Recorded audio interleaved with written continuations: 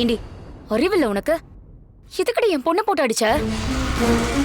ஏய் டிடி, இது என்னாச்சு? டிடி வலிக்குதா? நினைச்சேன் இப்படிலாம் நடக்கும்னு.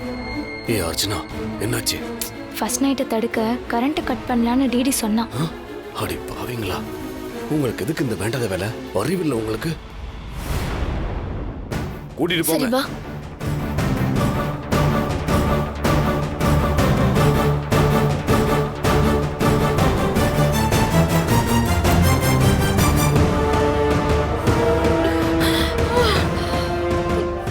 பவி, என்னாச்சுமா? பாட்டி, டிடிக்கு கரண்ட் ஷாக் அடிச்சிட்டு இருந்துச்சு. அதான் பாட்டி, நான் வந்து கட்ட வச்சு அடிச்சிட்டேன். ஷாக் அடிச்சதா? டிடி, நீ இப்ப எதுக்கு மெயின் பாக்ஸுக்கு போன? டேய், அவ என்ன வேணும்னா கரண்ட்ல கைய வச்சிருப்பா, தெரியாம பட்டுக்குண்டா. முதல்ல டிடிய கூட்டிட்டு போய் ரூம்ல படுக்க வைங்க. நந்து என்னடானா வயிறு சரியில்லைன்னு ரூம்ல இருக்கான். இவளுக்கு ஷாக் அடிச்சிருக்கு. என்னதான் நடக்குதோ இந்த வீட்ல?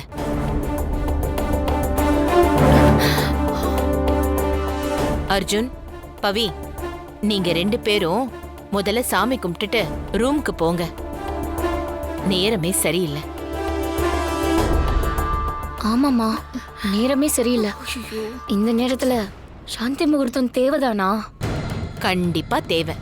நான் நேரம் சரியில்லைன்னு சொன்னது உங்களுக்கு தான், இவங்களுக்கு கிடையாது. ஜோதி சும்மா இரு. நீங்களாவது உடம்ப ஒழுங்கா பாத்துக்குங்க. பவி, அர்ஜுன், வாங்க.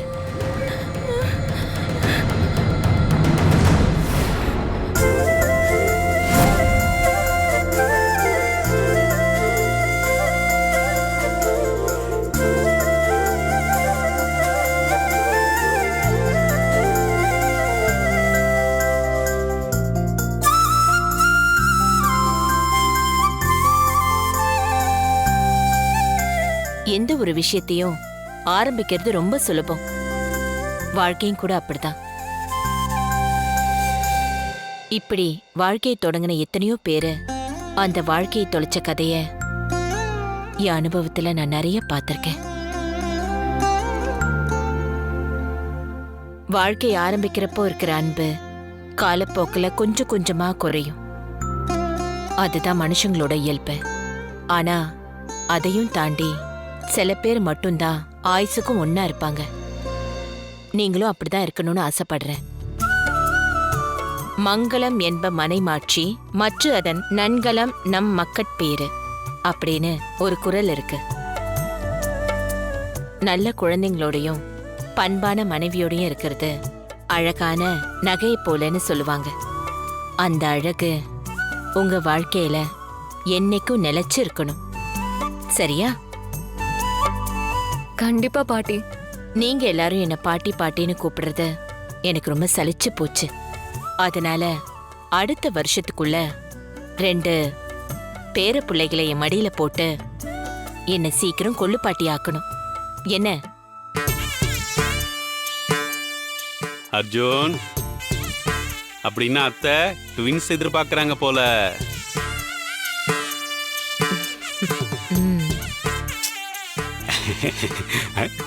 சிரிக்கிறீங்க, வெக்கமால? வாயை மூடிக்கிட்டு நில்லுங்க. சரி, அம்மா அப்பா கிட்ட ஆசீர்வாதம் வாங்கிக்கோங்க.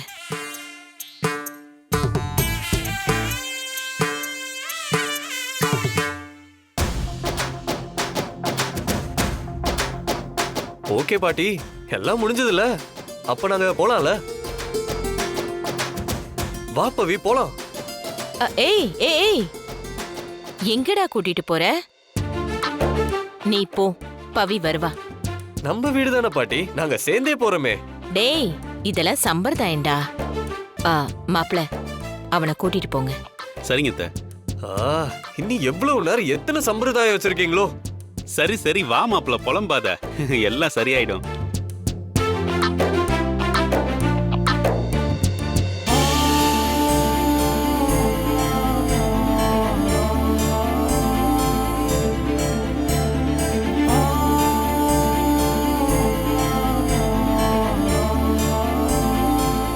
என்ன அர்ஜுன், அப்படியே பார்த்துட்டே இருக்க? நீ செம்ம அழகா இருக்க. அப்படியா? ஆமா, அப்போ கல்யாணத்துல நான் அழகா இல்லையா? ஐயோ, அப்போ பேரழகா இருந்தியே. என்ன பேரழகா இருந்தனா? அங்க இருந்தது நானே இல்ல.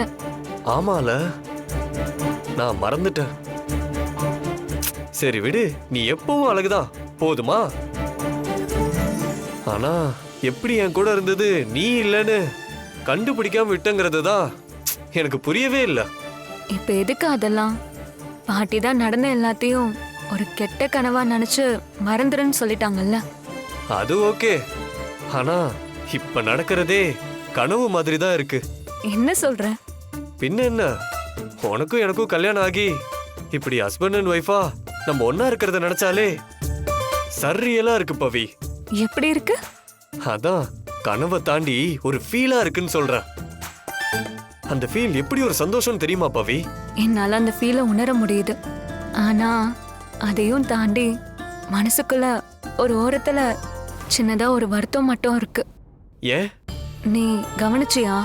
அத்தைக்கும் மாமாவுக்கும் நம்ம கல்யாணம் நடந்ததுல முழு விருப்பம் இல்ல. என்ன சொல்ற? அவங்க தானே மேடையில நின்னு அர்ச்சனை போட்டது. அது வெளியில அர்ஜுன். இன்னும் உள்ளுக்குள்ள அவங்க என்னை ஏத்துக்கலங்கிறத என்னால நல்லாவே உணர முடியுது. நாம அவங்க கிட்ட ஆசீர்வாதம் வாங்கினப்ப கூட அவங்க மனசார வாழ்த்தவே இல்லை. இதை நான் குறையா சொல்லல. இருந்தாலும் அவங்க மனசு மாற கொஞ்சம் டைம் ஆகும்னு தோணுது. இருக்கலாம், நான் புரிஞ்சுக்கவே டைம் ஆச்சுல. அவங்களுக்கு ஆகாதா என்ன? அதனால நான் ஒரு முடிவு பண்ணிருக்கேன் அர்ஜுன். என்ன பவி?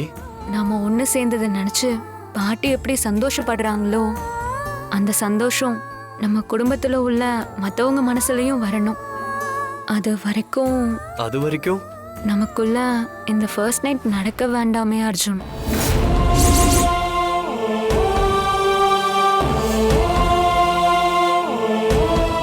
நாம சேர்ந்து வாழணும்னு நம்மளை தாண்டி நம்ம குடும்பத்துல உள்ள ஒவ்வொருத்தரும் நினைக்கணும். அப்பதான் அர்ஜுன் நம்ம வாழ போற வாழ்க்கைக்கு ஒரு அர்த்தம் இருக்கும். இது உனக்கு கண்டிப்பா ஷாக்கிங்கா இருக்கும்னு எனக்கு தெரியும்.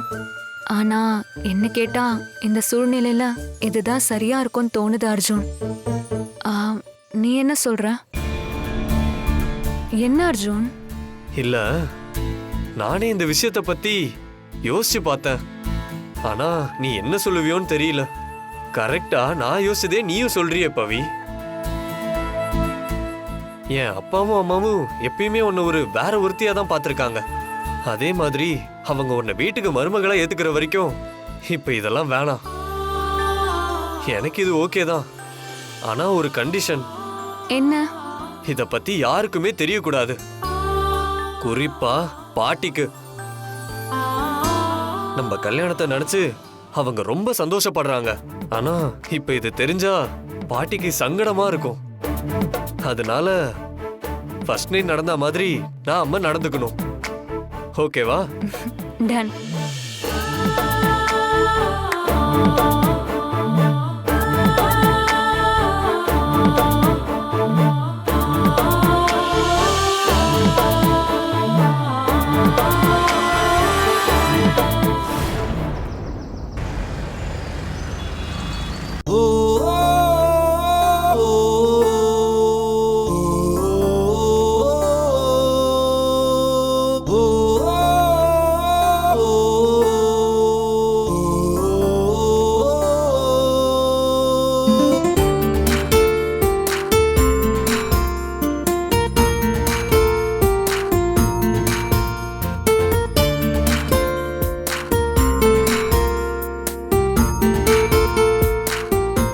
ஐயோ, 9 மணி ஆயிடுச்சா?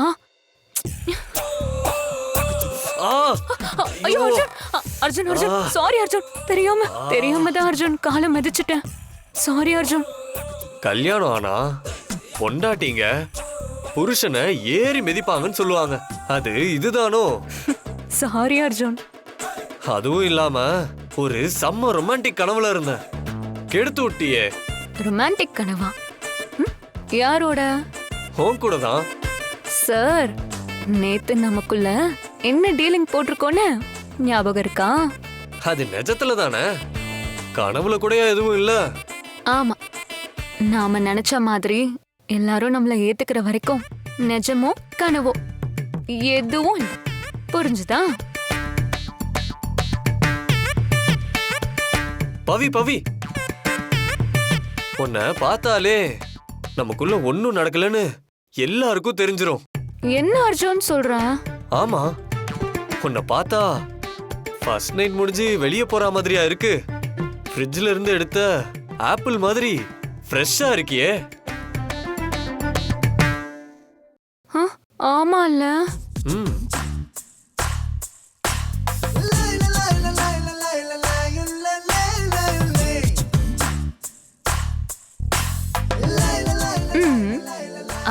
இப்ப கரெக்டா இருக்குல்ல?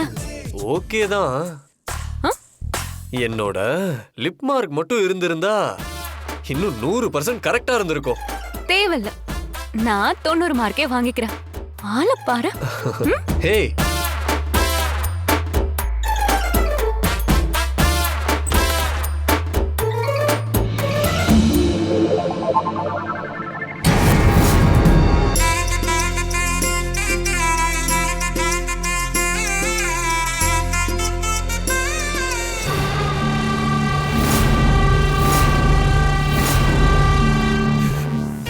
என்ன பவி, வெக்கமா?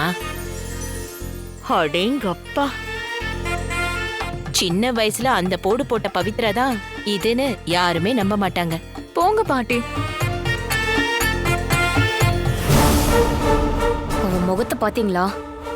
எப்படி போறா பாருங்க நீ. ஐயோ, நானே கடுப்புல இருக்க, நீ வேற ஏத்தி விடாத.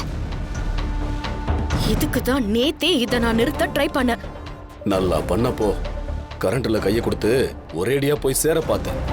அப்படி ஆயிருந்தாலும் ஃபர்ஸ்ட் நைட் நின்னு இருக்கோல. ஆனா அத பார்க்க நீ இருந்திருக்க மாட்ட.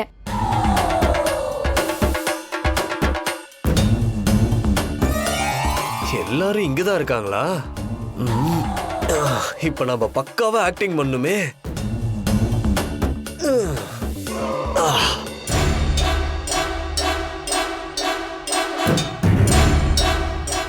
மா, காஃபி ஒண்ணு போட்டு வாமா. ஐயோ பாட்டி, நீங்களும் இங்கதான் இருக்கீங்களா? நான் உங்களை கவனிக்கவே இல்லையே. இப்பதானே கல்யாணம் முடிஞ்சிருக்கு. இப்ப எதுவும் உங்க கவனத்துக்கு வராது. யாரோ ஒருத்தர் சொன்னாங்க, இப்பதான் அமெரிக்கால இருந்து வந்திருக்கேன், கல்யாணத்துக்கு கொஞ்சம் டைம் வேணும்னு. அப்படியா பாட்டி? ஏன் அப்படி சொன்னான்? சரியான முட்டாளா இருப்பான் பாட்டி அவன். பாட்டி, கல்யாணம் ஆனதுக்கு அப்புறம் தான் வாழ்க்கையில ஒரு பர்பஸே கிடைச்ச மாதிரி இருக்கு பாட்டி. இருக்கும் இருக்கும். ஒரு வேலைக்காரனுக்கு பிறந்தத கல்யாணம் பண்ணிக்கிட்டு என்னென்ன பேசுறான் பாத்தீங்களா? அது ஒண்ணும் இல்ல, அவ அப்படி பேச வச்சிருக்கா. நீ இதான் நான் ஆசைப்பட்டேன்ப்பா. அது இப்போ என் கண்ணு முன்னாடி நிறைவேறினதை பாக்குறப்போ மனசுக்கே நிறைவா இருக்கு அர்ஜுன். அப்புறம் நான் சொன்னது ஞாபகம் இருக்குல்ல, ஒரே வருஷத்துல 2 கொள்ளு பேரனுங்க என் மடியில இருக்கணும். 2 பாட்டி? ம், டன் பாட்டி. ம்.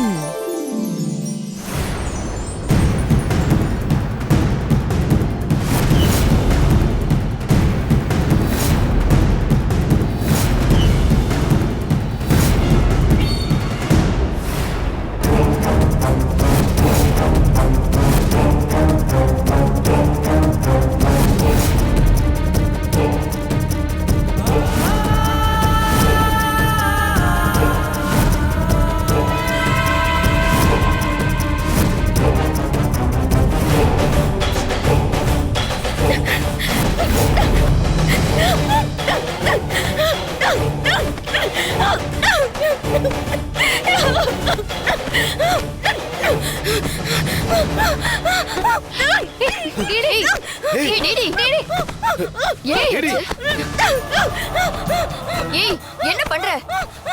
என்னடி பண்ணிட்டு இருக்க இவ? அத நீங்களே கேளுங்க.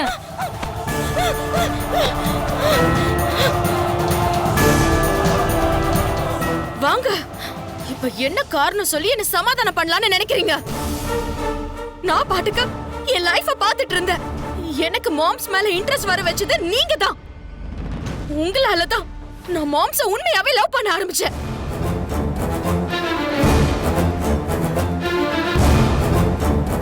முதல்ல மாம்ஸுக்கும் எனக்கும் கல்யாணம் நடக்கும்னு சொன்னீங்க. அப்புறம் மாம்ஸ் பவிய விரும்ப மாட்டான்னு சொன்னீங்க. அப்புறம் மாம்ஸுக்கும் பவிக்கும் கல்யாணம் நடக்கவே நடக்காதுன்னு சொன்னீங்க. கடைசியா அவங்களுக்கு ஃபர்ஸ்ட் நைட் நடக்க வாய்ப்பே இல்லைன்னு சொன்னீங்க. இது வரைக்கும் நீங்க சொன்னதுல ஒன்னாவது நடந்திருக்கான்னு சொல்லுங்க. என் வாழ்க்கையை இப்படி நாசம் பண்ணிட்டீங்களே. இந்த கல்யாணம் எனக்கும் மாம்ஸுக்கும் நடந்திருக்க வேண்டியது. இந்த ஃபர்ஸ்ட் நைட் எங்களுக்குள்ள நடந்திருக்க வேண்டியது. ஆனா கடைசியில என்ன கனவு மட்டுமே காண வச்சுட்ட. நிஜத்துல அந்த பவிக்கு நடக்க வச்சுட்டீங்கல்ல.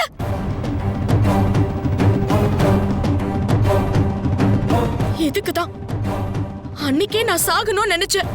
அதையாவது விட்டீங்களா? இதுக்கு மேலையும் அவளும் மாமாவும் சந்தோஷமா இருக்கிறத பார்த்துட்டு என்னால சும்மா இருக்க முடியாது. இப்பவே நானும் செத்துடுறேன்.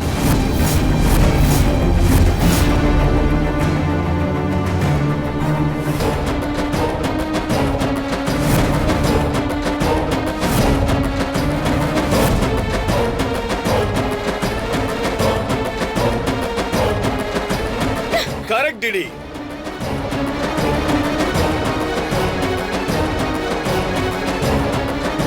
கரெக்ட்.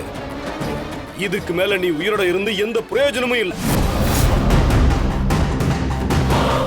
தாராளமா உன் கையை அறுத்துக்கோ.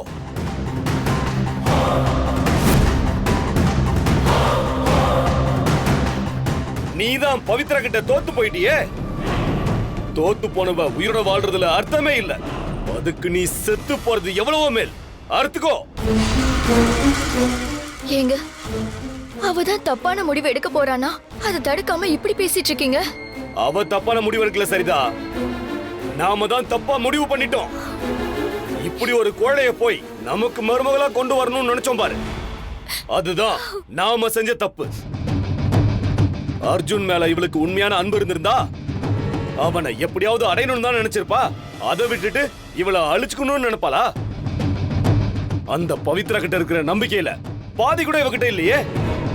இவளை வேற என்ன செய்ய சொல்ற? ஏ டிடி, நீ செத்தா எல்லாம் சரியாயிடுமா? அறிவில்லையாடி உனக்கு? என்னாலதான் மாம்ஸோட வாழ முடியலையே. வாழ முடியலன்றதுக்காக அந்த வாழ்க்கையை இன்னொருத்தருக்கு விட்டு கொடுத்துருக்கா டிடி? இப்ப நீ தானே சொன்ன அர்ஜுன உண்மையா லவ் பண்றேன்னு சொன்னியே. சொன்னியா இல்லையா? சொன்ன. மனசுல அந்த நினைப்பு உள்ளவ என்ன நடந்தாலும் அர்ஜுன் கூட சேரணும்னு தான் நினைக்கணும். அதை விட்டுட்டு சாவணும்னு நினைக்கிற? டிடி, உன் கோவமும் ஆத்திரமும் எங்களுக்கு புரியுது. எங்களுக்கு பவி மேல இருக்கிறது வெறுப்புன்னா உனக்கு அர்ஜுன் மேல இருக்கிறது விருப்பம். நடக்கிறதெல்லாம் உனக்கு எப்படி வலிக்கும்னு எங்களுக்கு நல்லா புரியுது. ஏதோ அவ நல்ல நேரம். நம்ம என்ன செஞ்சாலும் அதுல இருந்து அவ தப்பிச்சுக்கிட்டே இருக்கா. ஆனா நேரமும் காலமும் எப்ப வேணாலும் மாறலாம் டிடி. அத மட்டும் நீ நல்லா ஞாபகம் வச்சுக்கோமா. இங்க பாரு, இன்னைக்கு நீ புலம்புன மாதிரி நாளைக்கு அந்த பவித்ரா புலம்புற ஒரு நாள் வரும். அப்படி அது வரும்போது அதை பார்த்து சந்தோஷப்படுறதுக்கு நீ இருக்கணுமா வேண்டாமா சொல்லு. இங்க பாரு டிடி, பவித்ரா நம்ம எதிரியா இருந்தாலும் அவகிட்ட இருந்து நாம ஒரு விஷயத்தை கத்துக்க வேண்டியது இருக்கு. அவளுடைய நம்பிக்கை. அர்ஜுனை கல்யாணம் பண்ணுவோன்னு அவ நம்பினா. அவ நம்பினது நடந்துச்சு. அதே மாதிரி அவங்கள பிரிச்சு அர்ஜுன் கூட நீ சேருவேன்னு நினைக்கணும். அப்படி நினைச்சாதான் அது கண்டிப்பா நடக்கும். இதுல கோவப்பட்டு உன்னை அழிச்சுக்கிறதுக்கு பதிலா அவளை எப்படி அழிக்கிறதுன்னு நீ யோசி. புரியுதா? இப்ப எனக்கு புரிஞ்சது மாமா. இதுக்கு மேல நான் என்ன அழிச்சுக்கணும்னு எந்த விஷயத்தையும் பண்ண மாட்டேன்.